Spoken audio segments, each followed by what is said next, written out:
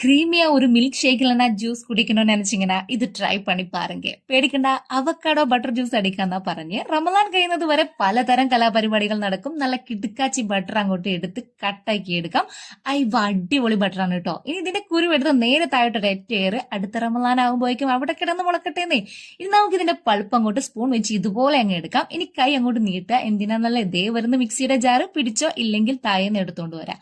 ഇനി ഇതിലേക്ക് പൾപ്പൊക്കെ ഇട്ട് കൊടുക്കാം. അതിലേക്ക് ആവശ്യത്തിന് പഞ്ചസാര ഇട്ടോളൂ കേട്ടോ.